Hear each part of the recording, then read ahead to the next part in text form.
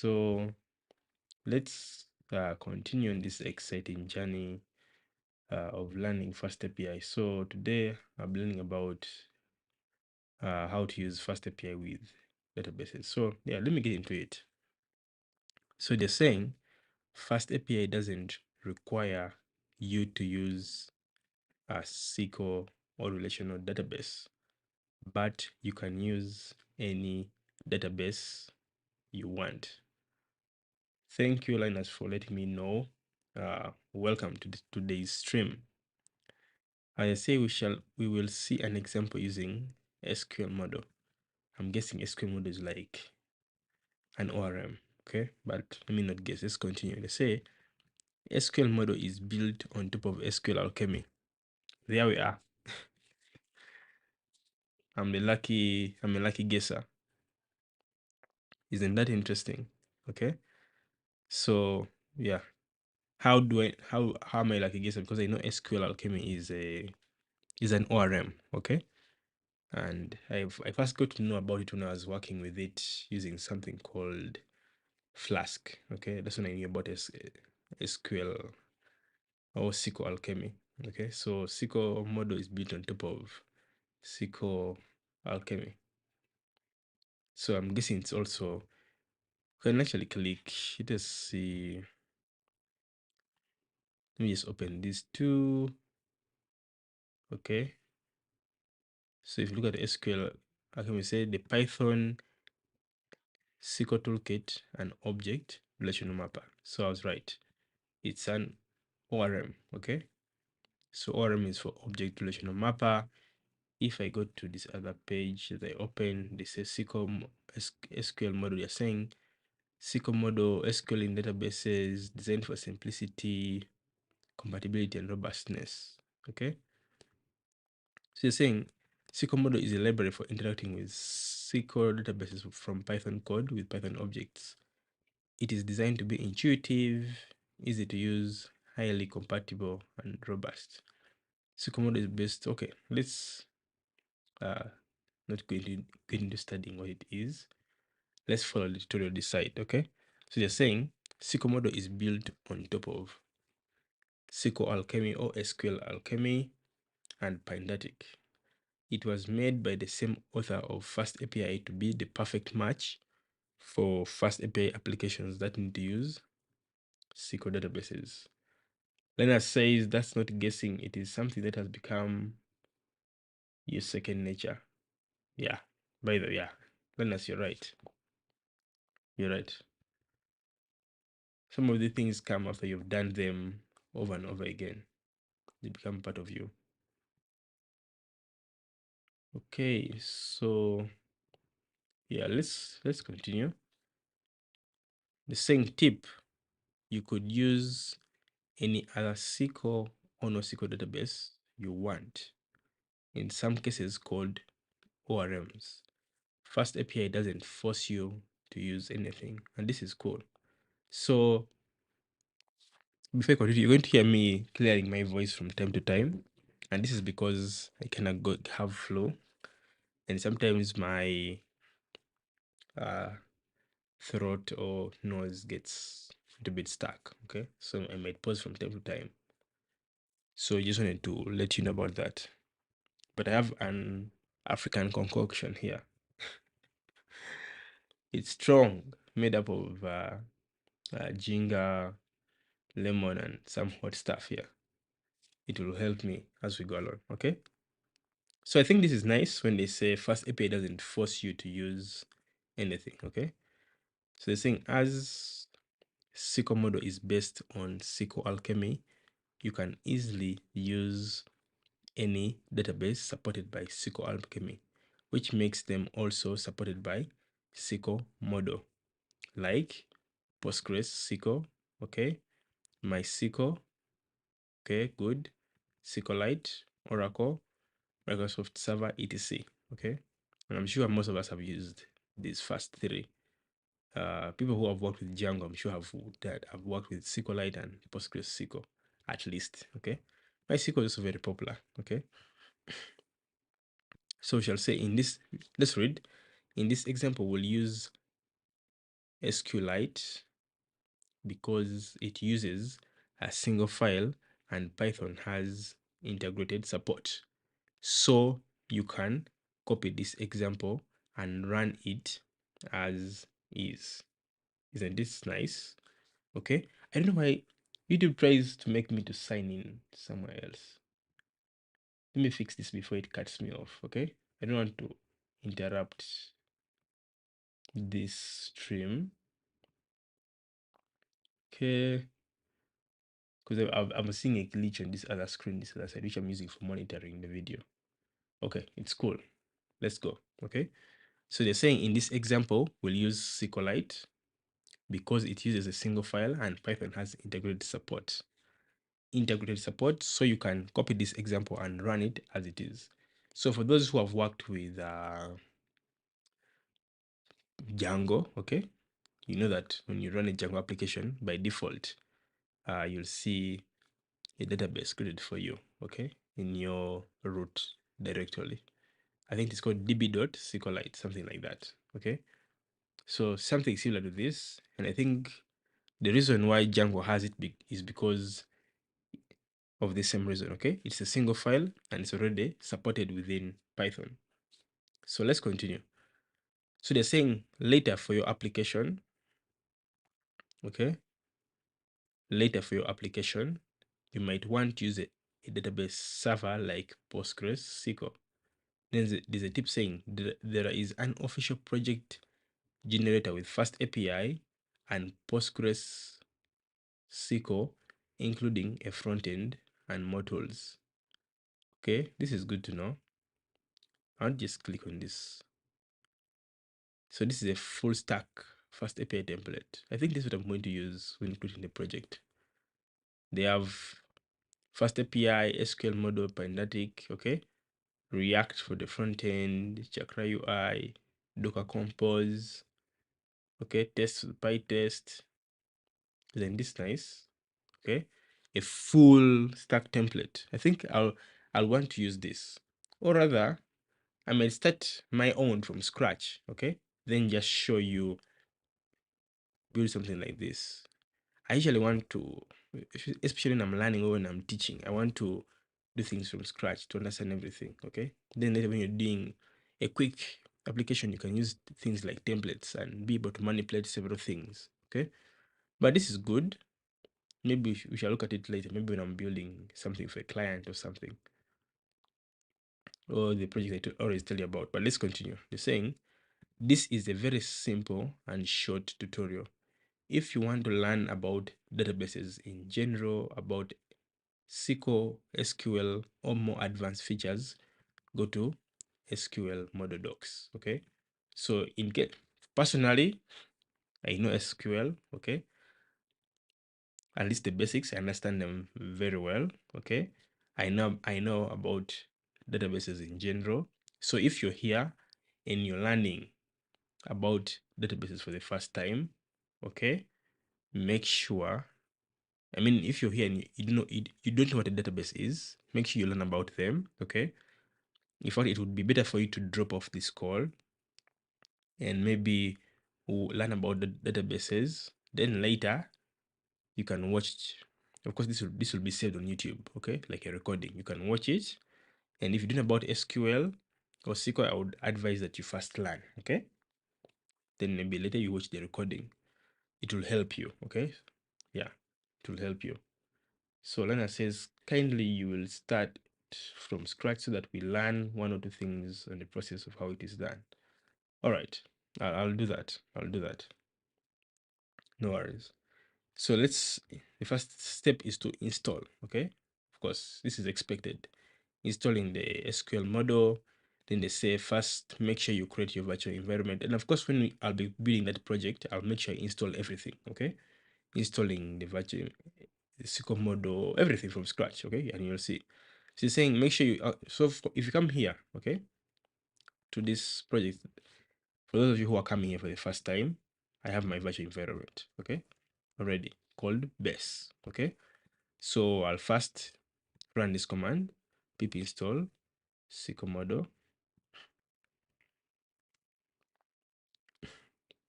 So it says collecting,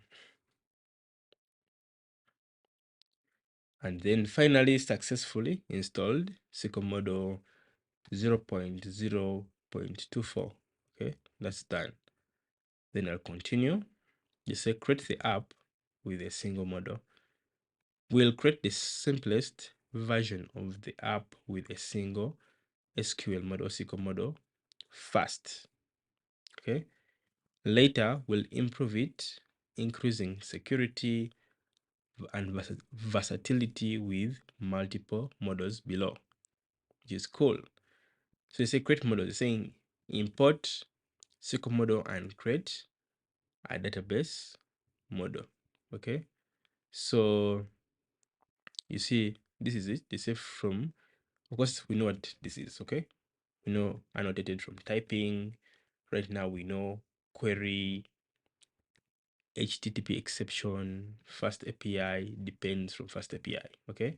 And if you're watching this and you don't know about this, I have streams here where we learned all these in the video streams. Okay. And they're all deep and important concepts. You can look at them or read the documentation on your own.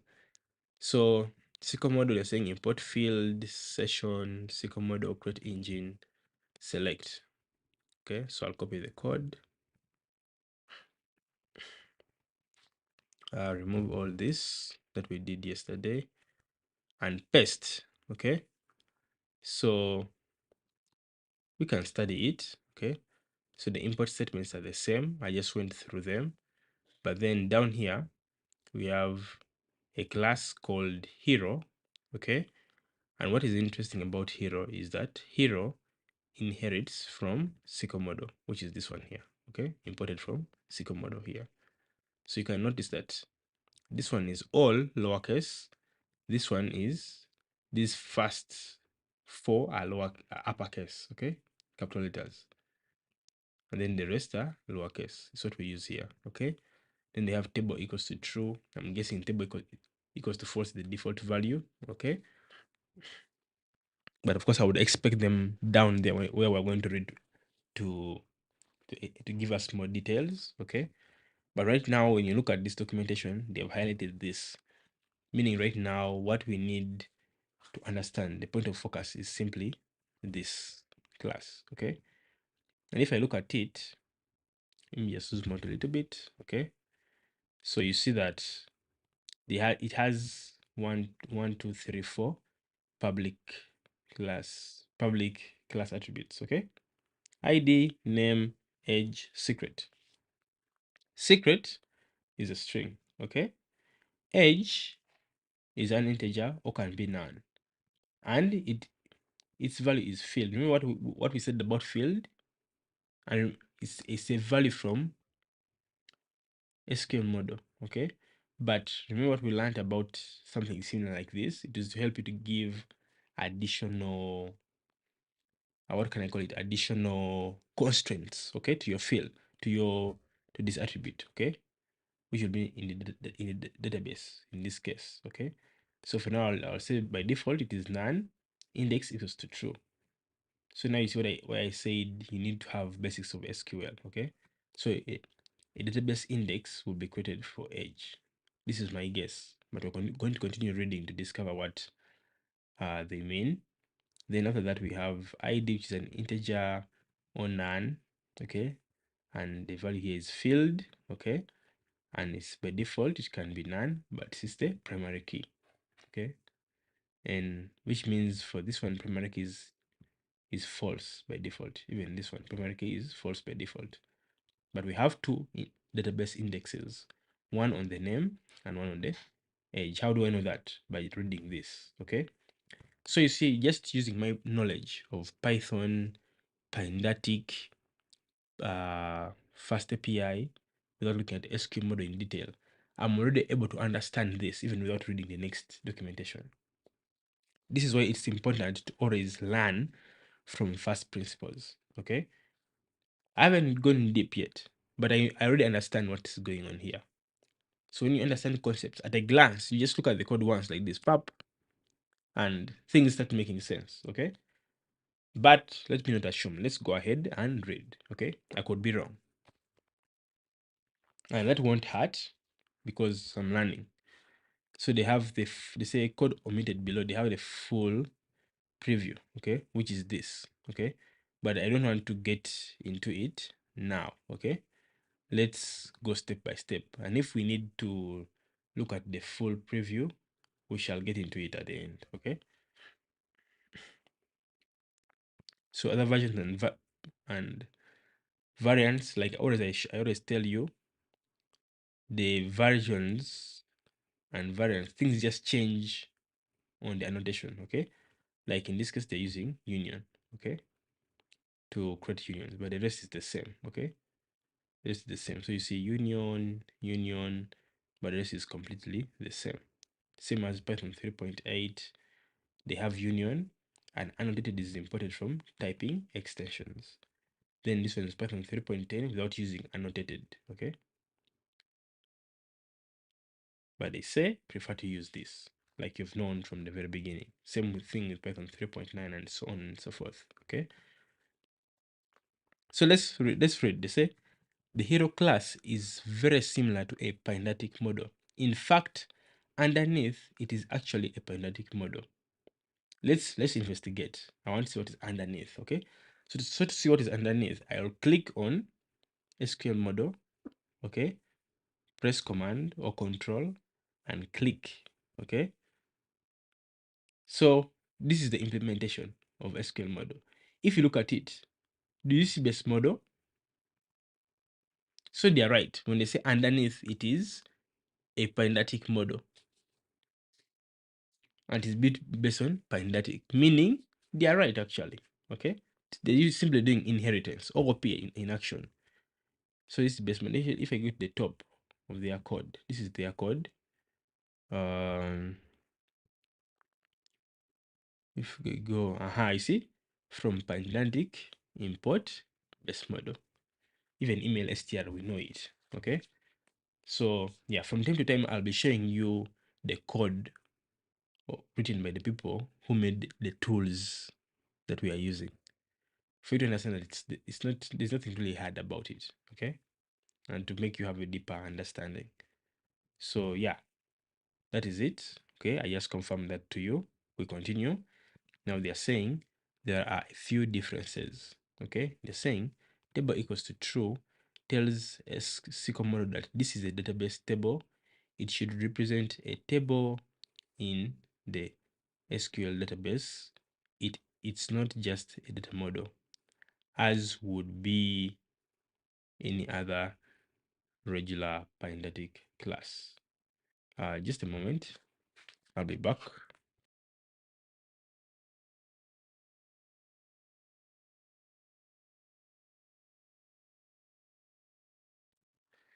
All right, let's continue. Okay, so it tells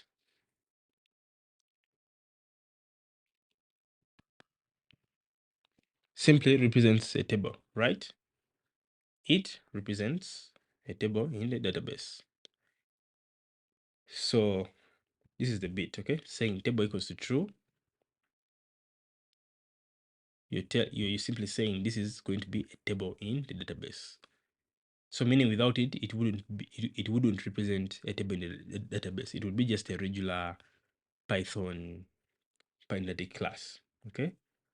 Just a data model, okay? So continue saying field primary key equals to true tells SQL model that the ID is the primary key in the SQL database. You can learn more about SQL or SQL primary keys in the SQL model docs, okay? But of course, we know what a primary key is. Primary key is simply the field or column in your table without, which is unique, okay? Meaning it cannot be duplicates, okay? Simply a unique key, simple as that. And of course, in this case, they're referring to the ID, okay? Primary key equals to true. So the ID is going to be a unique column in every row or in every table, as simple as that. So they're saying by having the type int or none, SQL model will know that this column should be an integer in the SQL or SQL database and it should be nullable. For something, when they say something is nullable, means it can be null or it can be nothing can be given to it. It can be empty in simple terms. All right, so they're saying field index equals to true tells SQL model that it should create it should create a SQL index for this column that would allow faster lookups in the database when reading data filtered by this column. So we all know what an index is for, okay? It helps us to access information faster, okay? Just like if you had a book, okay? Just to explain what an index is for those who may not understand. When you have a book, okay? I don't know if I have a book close to me here.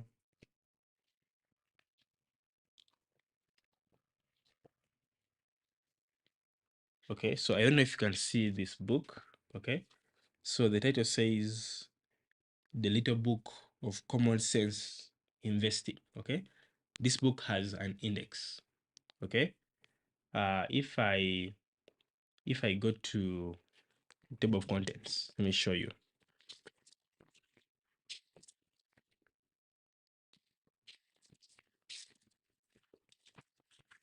Okay, I don't know if you can see the table of contents. So this is the table of contents, okay? With for example, like chapter 1, the number, chapter 2, the numbers, okay? You get the idea, okay? And so on and so forth.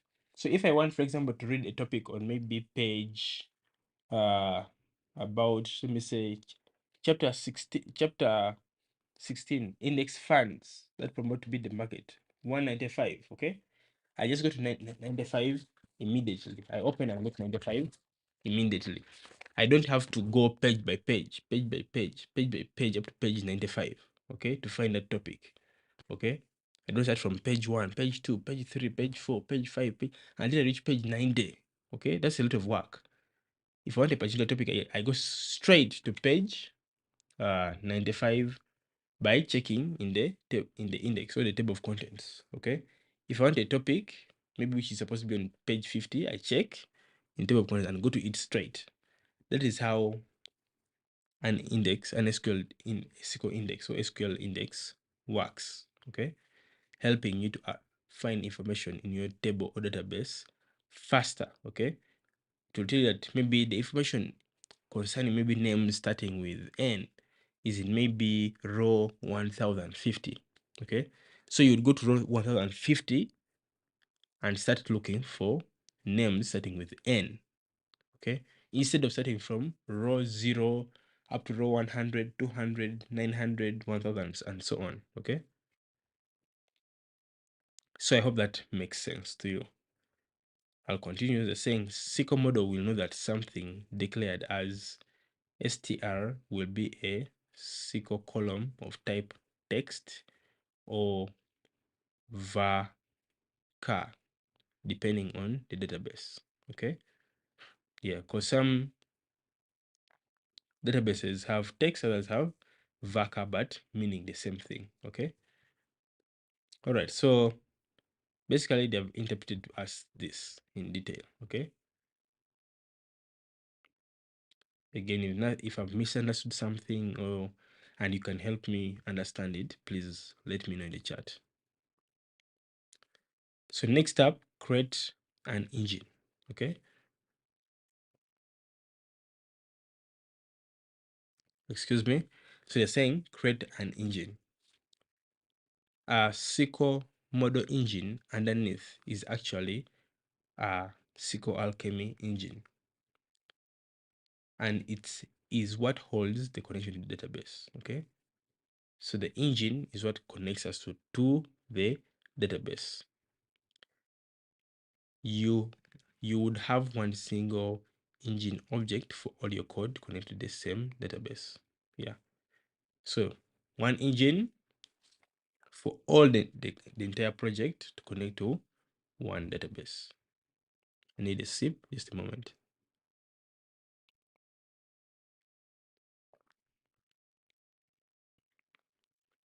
Leonard says SQL index makes sense. The analogy of the book you've used makes it easy for us to get the point.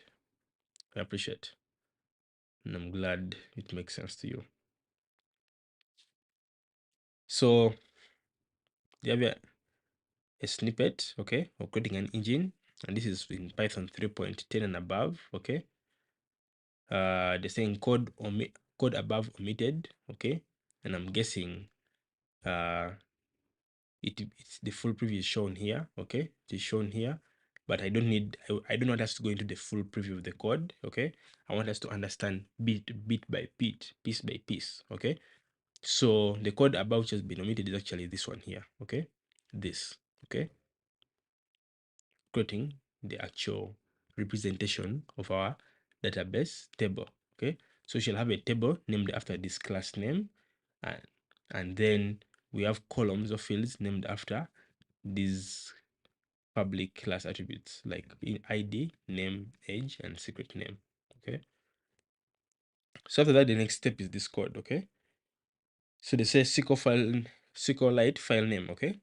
This is the name of the file which will be our database, okay. It is called database.db. After that, we have the SQLite URL, the path to the database, okay. It will be SQLite, okay, a full colon, 3 forward slashes, then the name, this one here, database.db, okay.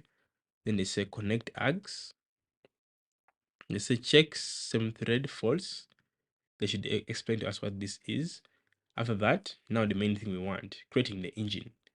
And the engine is simply the tool what holds the connection to the database. They're saying SQL URL connect args equals to connect args, okay. So the connect args are these, okay. So simply the engine takes in two things, the URL, okay, the path to the database. After that, the second thing it takes is the connection arguments, okay. And we can see this simply configuration, which is a Python dictionary. So I'll copy this code and add it to mine like that. Okay, so step by step. So this helps you to create the connection to the database, or is the engine simply what holds the connection to the database. So other versions and variants, please check this, but it's the same thing. What changes is annotation using union, like you see this union. And of course we covered this, and I don't want to waste time for those who have already been here from the beginning. So let's go on.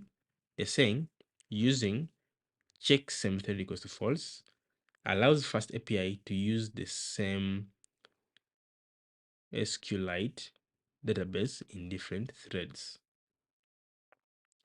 This is necessary as one single request could use more than one thread, for example, in dependencies. Okay? One single request can use more than one thread. Okay? And saying check same thread equals to false allows FastAPI to use the same database in different threads. Okay?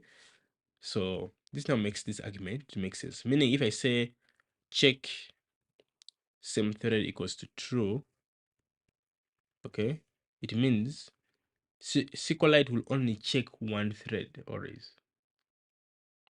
One. Okay.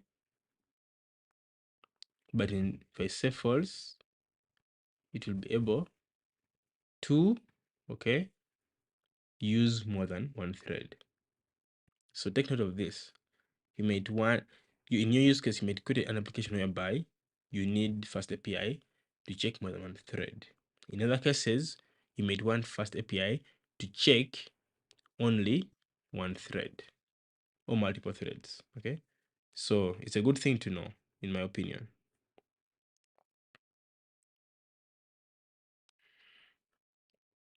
Just a moment.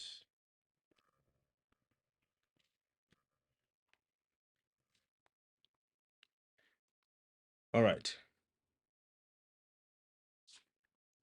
So they're saying, don't worry with the way the code is structured.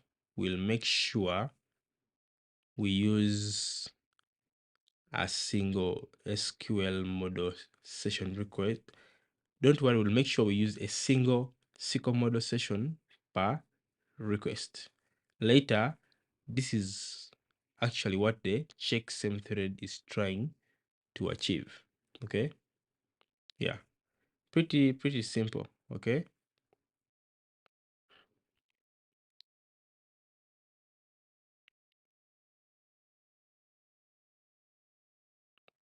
I want to respond to someone here to say something. Someone has called me multiple times and I want to respond to them. Yeah, so I just got done with that.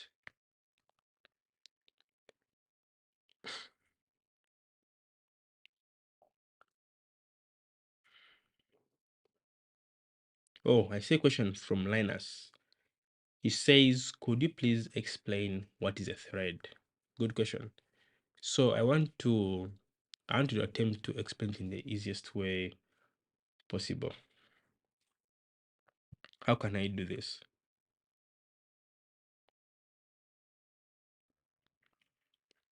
So you know that if I run code, okay, your code runs what is called a process. Okay, your entire application is a process. Okay, but what is a process? A process is simply a running instance of a program. Okay, like if I have a simple hello world, print hello world. Okay, and I say Python run main.py. Where let me show you. Okay, like you've been seeing me running this main.py. Okay, and I say Python main.py. I'm simple. What the result of that is that Python starts a process. Okay, so a process is simply a running instance of a program. Okay, so the first goal now to understand thread, you have to understand what the process is. So I've said the process is a running instance of a program. Okay, so now what is a thread? A thread is a single sequence, okay, of instructions within the same process. Okay, so you have a process, okay, but you can have think about it as a lightweight, a smaller process, okay, a single sequence, but with of instructions within a process, okay.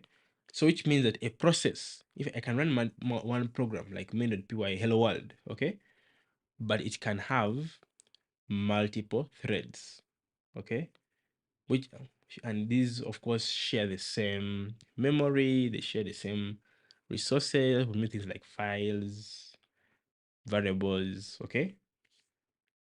So a process is simply refers to running an instance of a program.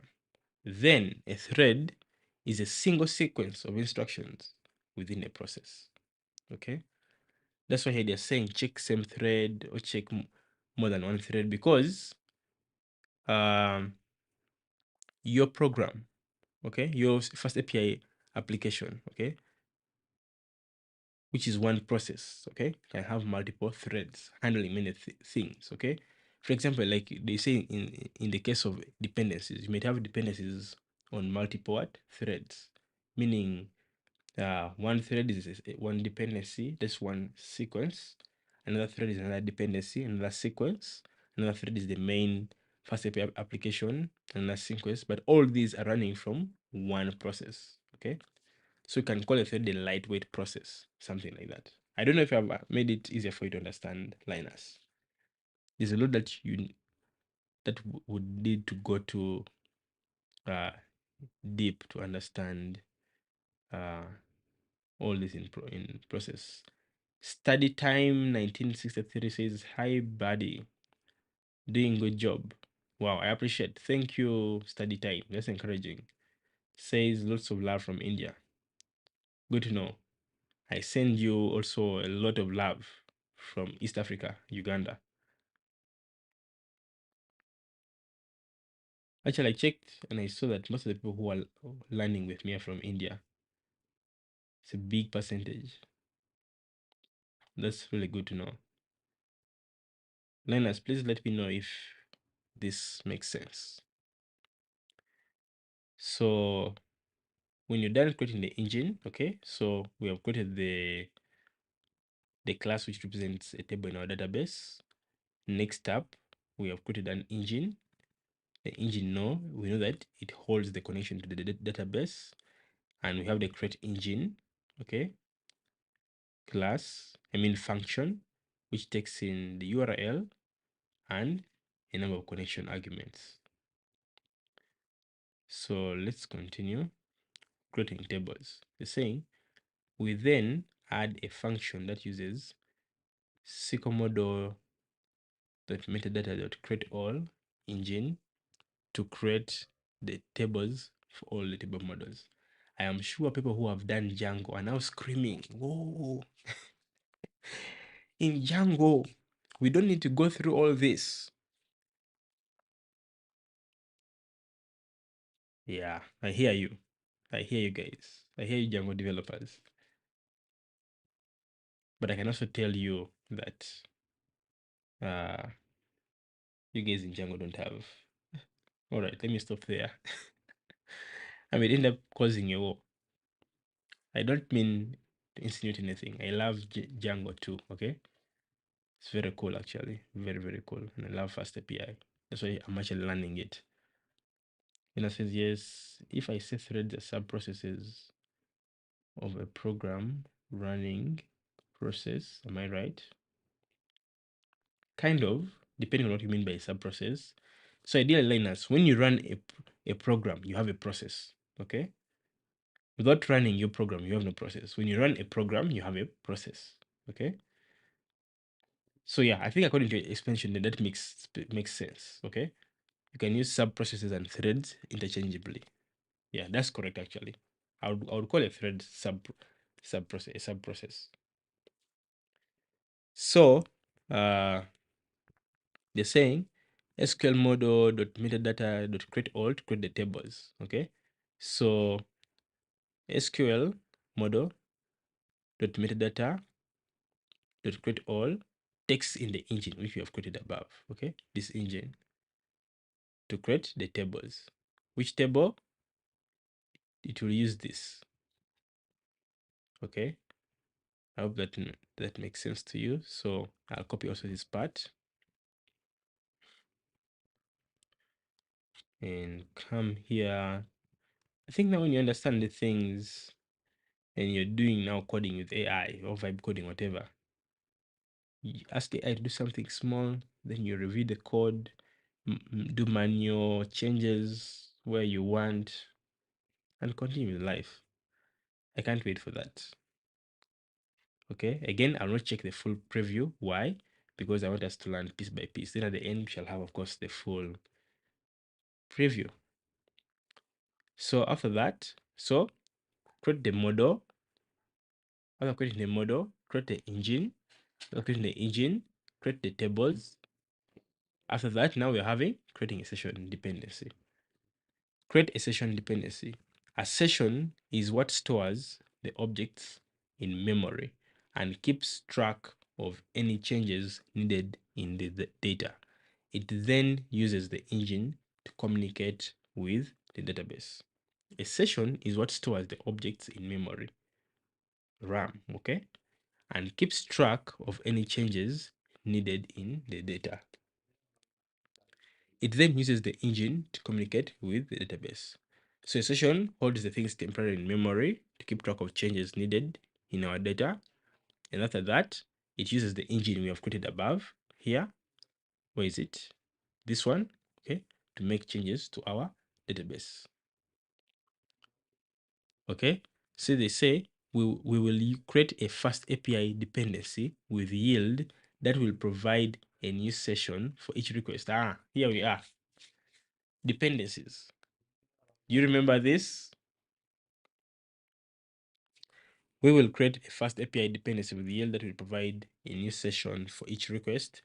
This is what ensures that we use a single session per request. Okay, so using a dependency with yield, which provides a new session for each request.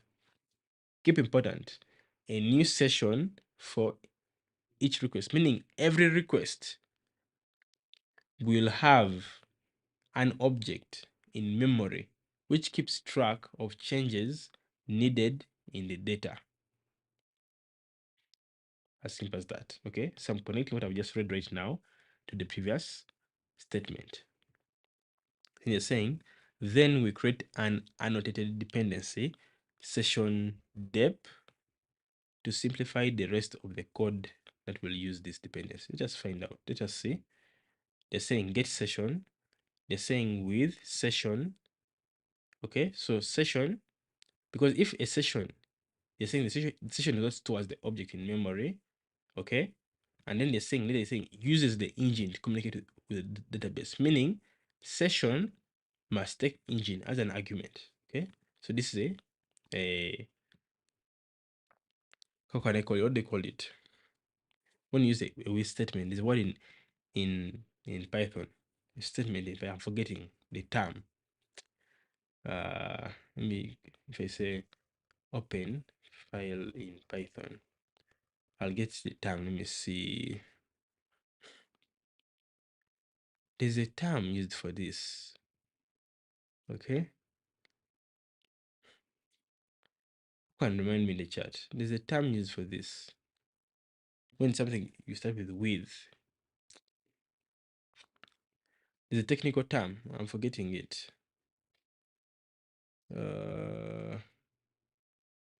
How can I get this term?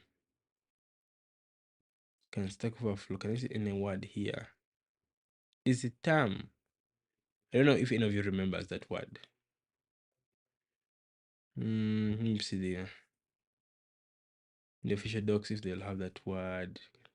I'm trying to peruse through. It's called something. Is it context something? Wow. I can't find it.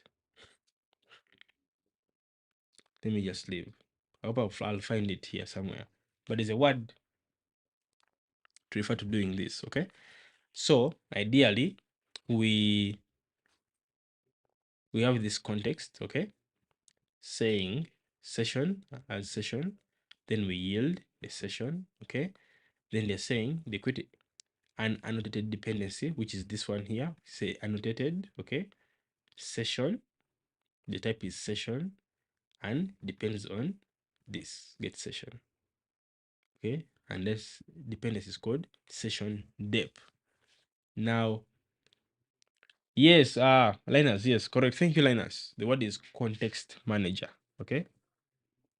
Yeah, so here we're having a context manager using this with keyword. All right, let me expand this a little. Let's continue. Again, I'll ignore the full preview. For those who have other versions of Python like 3.9 and 8, the change is just on annotation using union, okay? You can look through that, but let's continue. So I'll copy this, okay? And also add it to mine, okay? So you see it's building up, okay? We have the class which represents the model. We connect, we create an engine, we create the tables.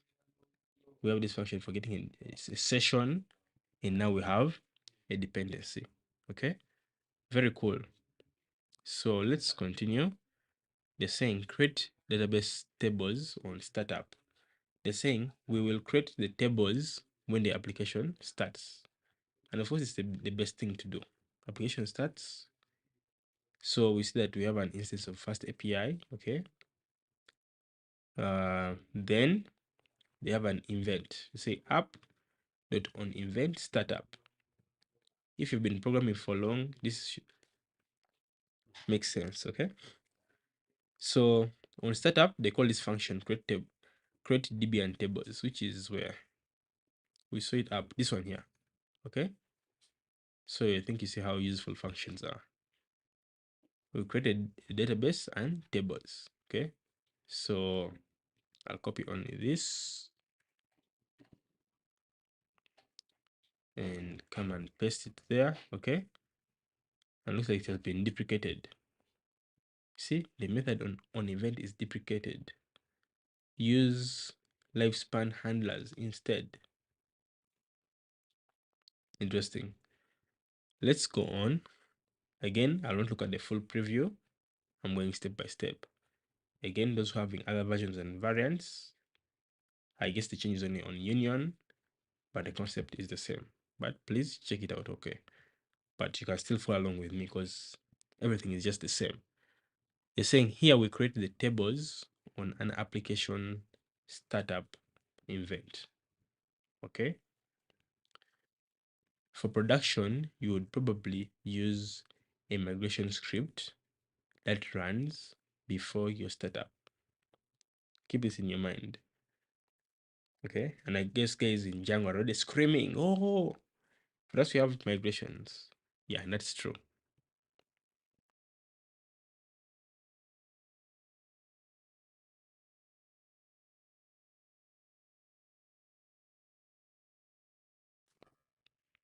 Yeah, Django runs the migrations actually.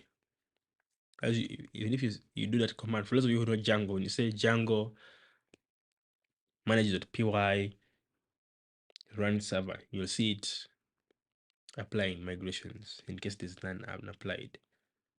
Okay, of course you'd have to set up your Django app that way. So it's saying tip, SQL model will have migration utilities wrapping Arabic, but for now you can use Arabic. I don't know what Arabic is, guys. What's this?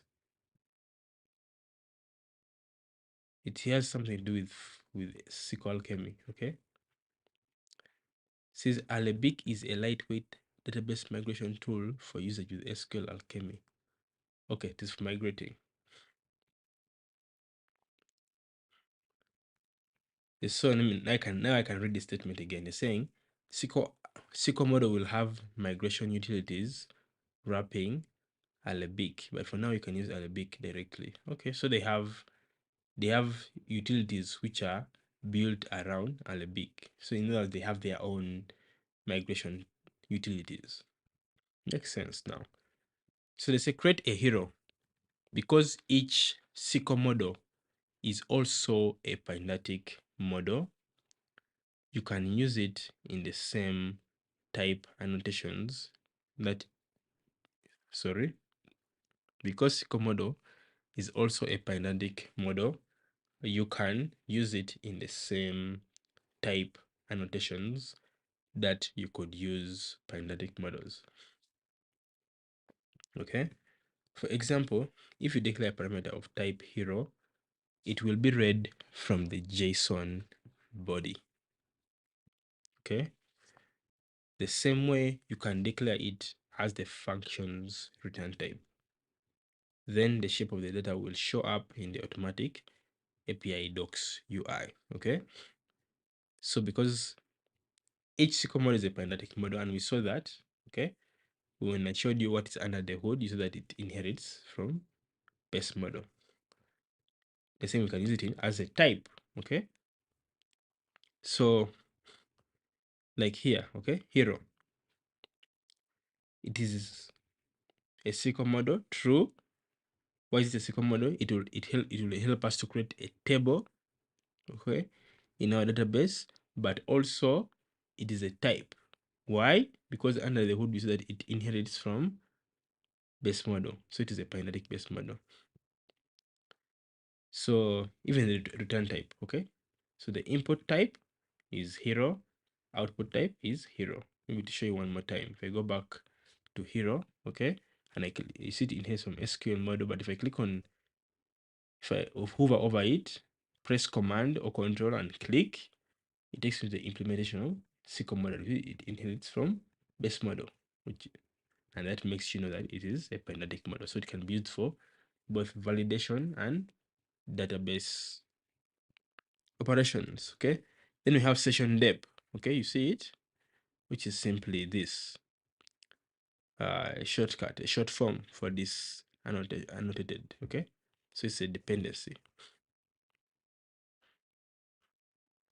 So just to go back, it's what could help us get the session. Okay, So meaning we can't do anything without getting that session. Okay. So a session per request. What does a session do? Simply the tool that helps us, okay, connect to the engine. If I can go back to the explanation, say session is what stores objects in memory, okay, and uses it, and then uses the engine to communicate with the database. So yeah, so they say session.add hero, okay. So now when they say session.add hero, the hero is added to the session in memory, okay. Session.commit now sent to the database. Session.refresh hero, okay. Then they return the hero. So I'll copy this and wait for their explanation above. So I'll come here and paste this path operation down here like so. Okay, let's go on. Here we use the session depth dependency, this one here, okay, to add the new hero to the session instance, okay.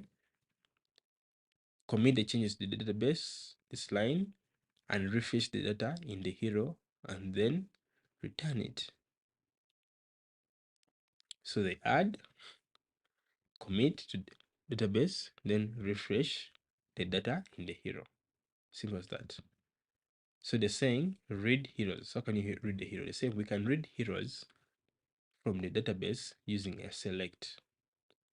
So in other words, this is how to create one or how to insert. Okay. Then here we have reading. And I think we can now execute this. Let me try. I want to try to create. Okay. I'll say first API dev main.py. Okay. So I'll go to our interactive docs. Okay. I really love the interactive docs. So we have here the hero. Okay. Heroes, create hero. Then I can, so you can see there are no parameters. Okay. Example value is this. I can go to try it out. Okay. So ID of 0, the name, can say Superman, secret name SM, something like that. Okay. Age is from maybe, what do you call it, crypto, whatever. Hits execute, and I come, you see we get a 200. Okay, with everything. Okay. If I come back here, you see our database is here. Database.db has been created. Why? Because of this. Okay. And remember, on startup, this happens. Isn't that nice? So let's continue. So now reading heroes. Okay. So they take the same dependency, decision depth, which is responsible for creating the session, okay, which is simply the and what keeps objects for us in memory, and then later uses the engine to send them to the database. We have offset, okay, it equals to this. By now, when you look at this, you should know that this is a query parameter, an integer with a default value of 0. We have a limit, okay. Still also query parameter, only difference that is annotated. Why? Because we want to give more constraints, and the same it must be less than 100, less than or equal to 100, and the default value is 100, and it must return a list of heroes. Okay. Then they say heroes equals to session.execute. Okay. .exec, but I'm sure it means execute. That's my guess. Then they say select hero. Okay. So up here they said we can read heroes from the database using a select. Okay. Then they're saying we can include a limit and offset to paginate. Okay, so limit and offset is for paginating. So they're saying hero dot select hero. Okay, then the offset is this offset. Okay, limit is the limit. Okay, let me try to copy. I want to copy all this, then I explain to you bit by bit. Okay, like ideally we go through step by step. Okay, so I'll remove this comment. So this is what is happening. Okay, like this. Okay, they're saying session.execute. What are you executing? Okay, we're executing. Okay, if I go back here, they're having that function called select. Okay, where select takes in an SQL model. In this case, it is the hero. Okay, and if we say .all, okay, meaning we're getting everything. Okay, this would work. By the way, do you know that? Let's test it. Okay, I want to test it. I'll refresh this. Okay, come here. Let's say try it out. I execute. You see, we get results. So the question is, what is this other extra information? Okay, it is simply to create pagination in case you have many. Okay, so we can say the offset. Okay, say dot offset. Okay, then we pass in this query parameter here, offset. I copy and paste it there. Okay, then we can now put also a limit dot limit. Okay, now I want to see if you can work with an offset in this setup. So I refresh, try it out. Okay, there we are. So I want to add now the limit dot limit. Okay, like that. Then we pass in this query parameter here inside these brackets, like that, limit. Simple as that. So I can again format it black main.py. But there's a better formatter called zitraf, but for some reason I don't keep forgetting to use it. Okay, so this is it, guys. You see, it's actually quite easy, quite easy. So let's go on. Wow, looks like we spent time here. So since we're only seeing one hero, I want to create another one. Okay, so I'll come back here, try it out. Say maybe ID 1. This one is Iron Man. Age 150. Secret secret. Let's say metals. Okay, execute. Marvel fans don't get annoyed with me. And then we can try out this other one again, and we see now we have 2. Now we are starting to see how we're getting closer to building real things. Okay, let's continue. So they say read one hero. So now you see the advantage why I wanted us to go step by step, better than just looking at the full preview. Okay, so they're saying read one hero. They say we can read a single hero, and this is the line of the code of interest. They say the hero equals session dot get. You pass the model and the hero ID. Okay, so I can simply copy this, and we know why I'm not going through every other thing again is because we know. Okay, we know this is a path operation function, and this is a query parameter which is passed to this query parameter function. We know session dep is a dependency. We know hero is a return type. It can be used as a return type or an SQL model. Okay, and then here they say the hero equals to session. Okay, we know what a session is, the tool which holds objects in memory and helps us use the engine to make operations on the database. Okay, so session.get takes in the SQL model, in this case hero, and then the ID to get that particular ID. And if the hero is not there, then we raise an exception saying 404 hero not found. So I'll go back to our automatic docs, refresh. So you see, we can create a hero, we can read all the heroes. Now we are reading one hero. So if I come here and I try it out, okay, I execute, same as give the ID. I say give me ID 2, execute. You see, we get a 4 of 4, detail not found, hero not found. If I say give me 1, hero with ID 1, execute, You see, we get a successful response. Yeah, this is easy. I don't know what you think, but I see it very easy. Next up, deleting a hero. So they are walking us through all CRUD operations, which is pretty nice. Okay. So the same thing, the point of interest is this line of code I've highlighted. Okay. Session.delete hero. You pass in the hero you want to delete, then you commit. So I'm going to copy this code and then we walk through it together. Okay. So this is interesting. Okay. We created session.add. Okay. I'm sure those who know SQLAlchemy, you know, this makes sense to you. Read heroes, so we use select. Okay. Getting one, that. Okay. So to delete a hero, okay, we have a query param. Okay. Then after that is passed to this. Okay. And have a dependency. The session is a dependency. I think it's required for all, if you notice. Okay.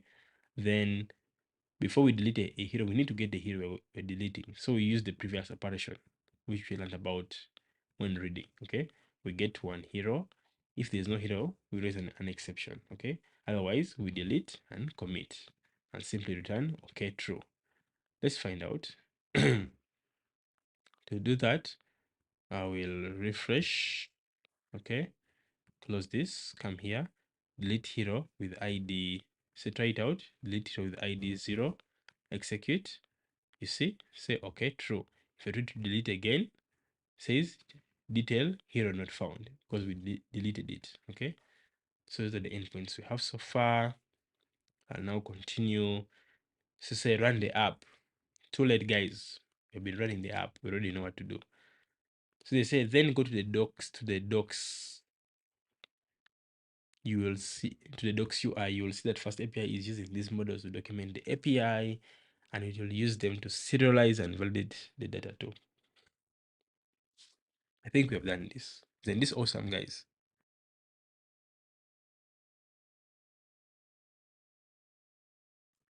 Study time from India.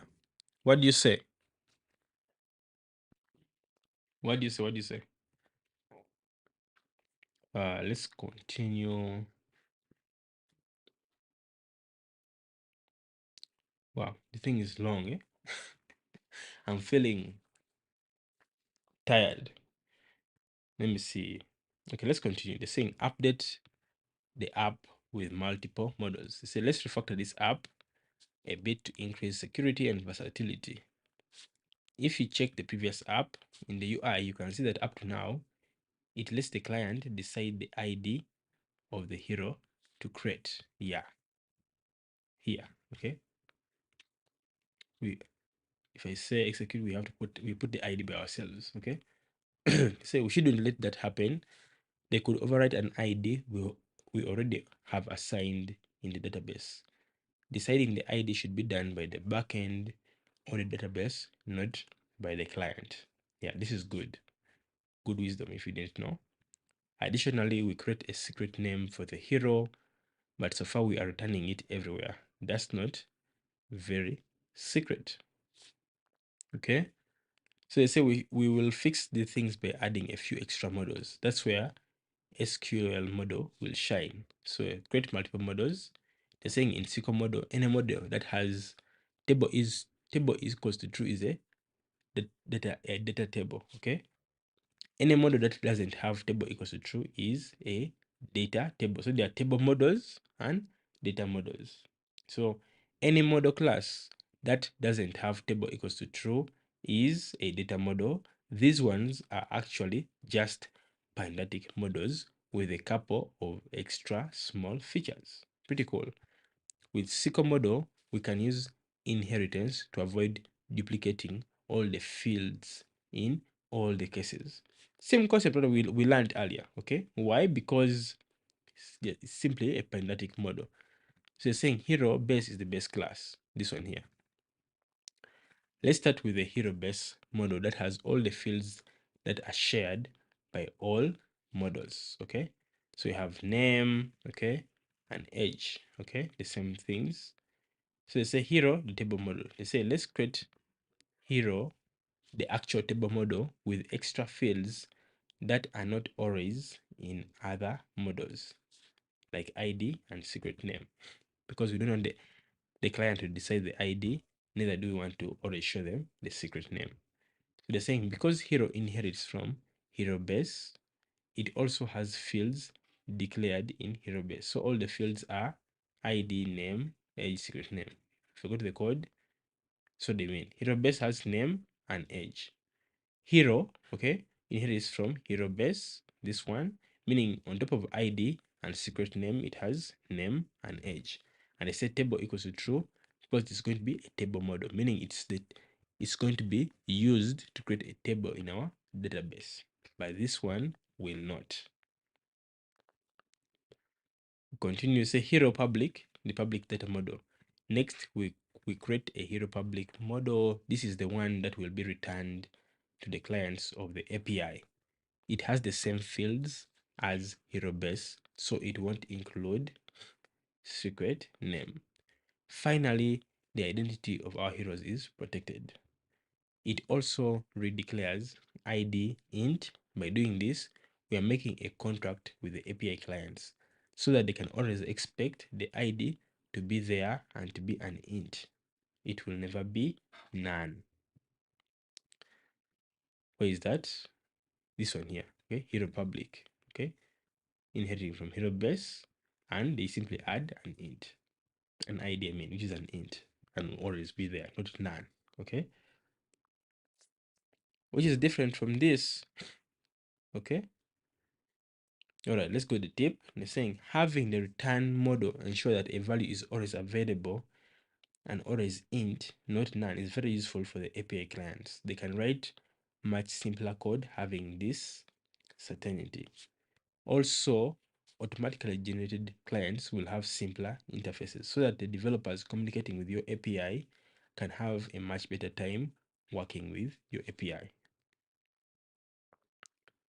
So all fields in the hero public are the same as in hero base with ID declared as int, not none.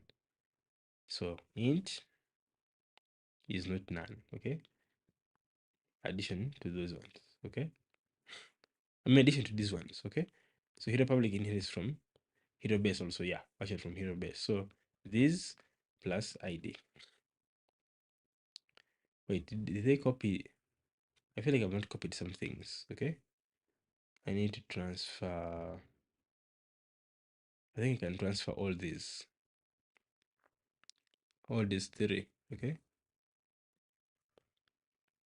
Maybe I'll put them above. Where is hero? Here. Replace this one, okay? Like that.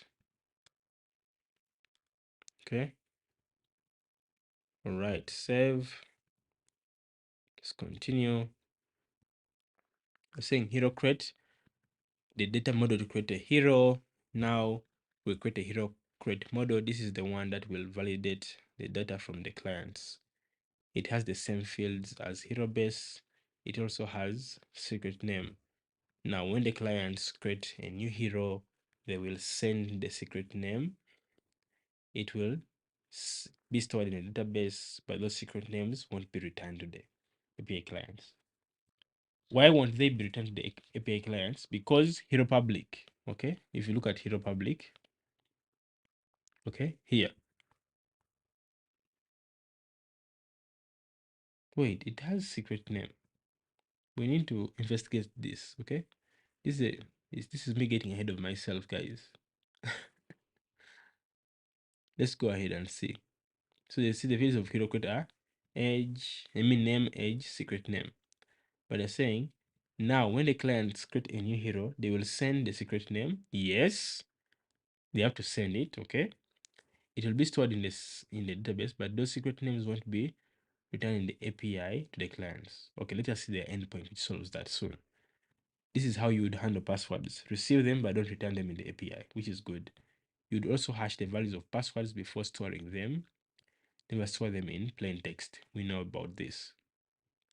So let's see all of them. Okay. So HeroCrat is here. Okay. for creating a hero, okay? So it involves a secret name plus these two other fields, okay? Let's go ahead and see what they do. Hero update, let's see the data model to update a hero. We didn't have a way to update a hero in the previous version of the app, but now with multiple models, we can do it. The hero update data model is somewhat special. It has all the same fields that would be needed to create a new hero, but all the fields are optional. They have a default value. This way, when you update a hero, you can send just the fields that you want to update. Because all the fields actually change, the type now includes none. And they now have a default value of none, and we need to declare them.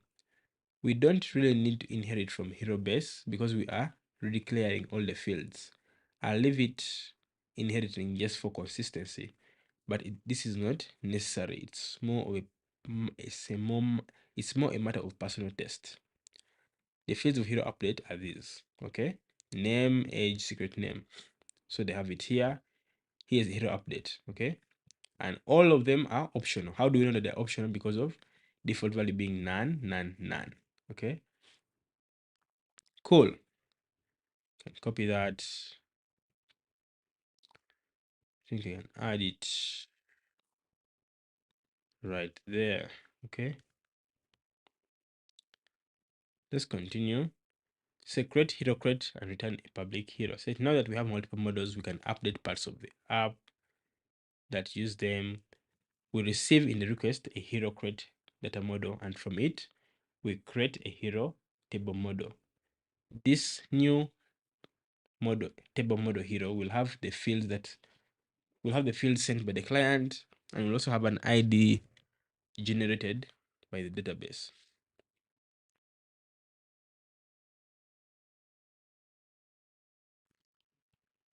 Okay, then we return the same table model hero as is from the function, but as we declare the response model with the hero public data model, FastAPI will use hero public to validate and serialize the data. So let's see.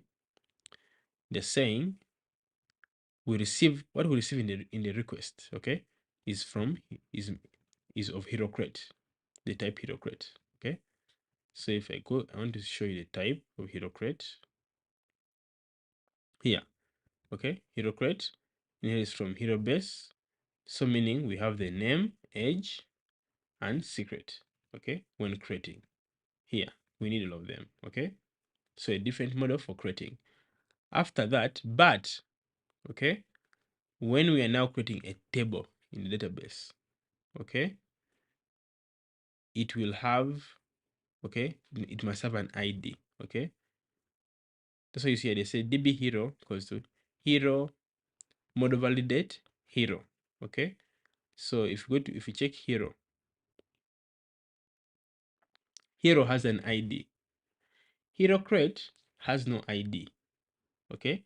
So when we're getting information from the user, okay, from the client, they don't need to give us an ID, which is a good thing. ID should be handled by the backend. So hero crate has nothing to do with an ID, but hero has everything to do with an ID. That's what you're seeing here, okay. So after that, they now add, commit, refresh, and return. Yeah, this is better. So if I copy this, okay, and I come here, okay, I can replace this with this other one, okay, and save. So if I come to here, okay, remember here we are putting an ID, okay, but if I refresh, now you see, I say try it out. Now there is no ID, okay. If I execute, okay, you see, I get a result. If I execute again, execute twice, okay, you see, ID is now automatically being created by our engine, okay. Isn't that cool? So the client doesn't have to push. So yeah, this is it. This is good, okay. So the response model you see is hero public, okay, which is this, okay, having also having all these fields, including an ID. It must always include an ID, which is mandatory. Okay. Remember, the field does not have none. Okay. It must always be an ID. This makes it good for the client that the ID will always be given. Okay. ID will always be given or provided. So can now continue. They have tips to say. Now we use response model equals to hero public instead of the return type hero public. Okay. They're saying because the value that we are returning is actually not a hero public. If we had declared hero public like this, your editor and linter would complain, and rightfully so, that you are returning a hero instead of hero public. By declaring it in response model, we are telling FastAPI to do its thing without interfering with the type annotations and help from your editor and other tools. And we started this when we were discussing return types, if you remember. When was that? Return types. Here, response model return type. This in the stream concerning this, you can check it out. That's where we studied that. Okay. Yeah, and this makes sense because the actual value we return, okay, is of type is of type hero. Okay. So to bypass that whole type checking and whatever, we use hero public, and FastAPI will do its thing and know that okay, this is a hero, but I have to make some small slight change to make sure I modify the ID to tell the client that ID is always going to be given to you. So they're saying read heroes with hero public. They say we can do the same as before to read heroes again. We use response model equals to list hero public to ensure that data is validated and serialized correctly. So I can simply copy all this again, not to waste your time, and replace it like this. So what is changing here usually is this thing, okay? Using list. So a list of heroes, okay? Response model equals a list of heroes, of hero public, by the way. Not heroes, but hero public. So if I come back here and I try it out, execute, there we are. Okay, we get our heroes. Come back here, scroll, say read one hero with hero public. Okay, so response model equals to hero public. But remember, when you're reading, okay, the response model will be hero public, but what you're going to use to read from the database will be hero, because it has the correct annotation for the ID for the ID column. So I would come here. But the guys, I hope does this make sense to you? I know this stream has been long. Probably it's going to be the second longest or longest stream. I hope it makes sense to you. Does it? Because there are many concepts are being put together. Response model, parameters, dependencies, now SQLAlchemy, exceptions, return types. Okay. If anything is confusing, you can rewatch some of our learning sessions on the same. Okay. What I want is this one. Try it out.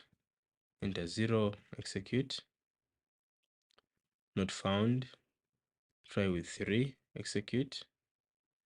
And there it is. Okay. So continue. Update a hero. Okay. So for updating, say we update a hero for this week. For this, we use HTTP patch operation. Okay. We already know that. And in the code, we get a dict with all the data sent by the client. Only the data sent by the client. They emphasize in bold, excluding any values that would be there just for being default values. To do it, we use exclude and set equals to true. This is the main trick. I think you remember what. Sorry, I need to decline a call. Let me inform this person. Sorry.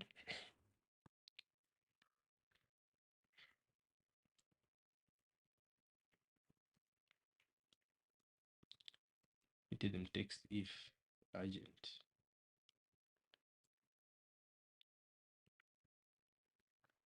Okay. I've informed them. So let's continue. Okay. So remember, exclude and set equals to true, guys. We learned this. Okay. It removes values which have not been set by the user in the request. Okay. So if you have an attribute which has a default value, for example, I think we had where those models, like these ones. Okay. If in the request someone put only the name, okay, saying exclude and set equals to true would not insert age and would ignore age and secret. I hope you remember that. Lena says it makes sense as we already covered some concepts in the previous streams combined with knowledge on CRUD operations. That's good to know. What about the rest of you? It says then we use hero db.SQLModel update hero data to update the hero with the data from the hero data. So you see the response model is still hero public. Okay. Then we have, so guys who have been learning with me from the beginning, I think you see the advantage of going step by step. So the response model is hero public. Okay. Then this function parameter has hero ID as the query parameter, hero update. Okay. And then the session dependency, like we know. Then this is what they use. Okay. Hero.model dump exclude and set equals to true. Okay, to remove those values which have the values in the model, okay, which have default values but have not been set in the request body by the user. Then here we now do the SQL model update. Okay, these guys should find a way of making this easier. Okay, this is simple to understand, but when I'm saying this, I come from a world of Django. Okay, those of you who know Django, you know that it will be way easier than this. Okay, syntax wise. Then it says session.add, they commit and refresh. Okay. So yeah, let me copy this. So this is a patch. Okay. And we know what patch means, meaning update some, not all. So if I come here,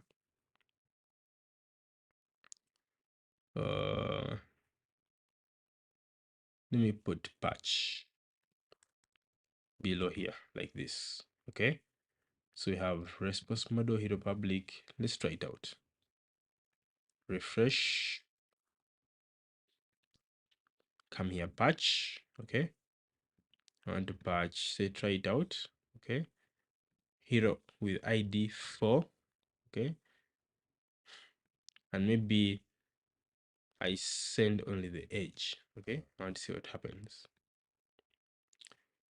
Say invalid JSON. Okay. I remove this comma. Send. There we are. Okay.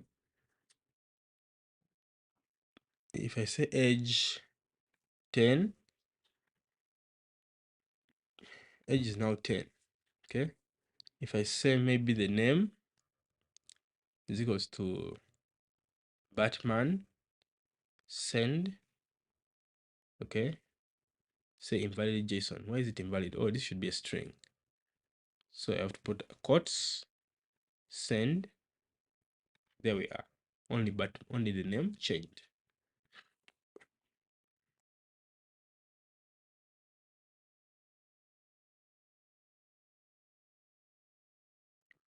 Okay. So in this call, yeah, I guess actually when we shall be building my project, from time to time I'll be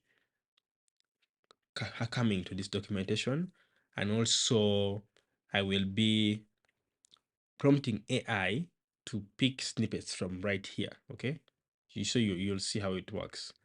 So they said delete a hero again. Deleting a hero stays pretty much the same. We won't satisfy the desired refactor everything in this one. Okay, so yeah, pretty much the same. They say run the app again. They are too late. We did that. So if you go to the docs app UI, you will see that it is now updated and it won't expect to receive the ID from the client when creating a hero. Okay.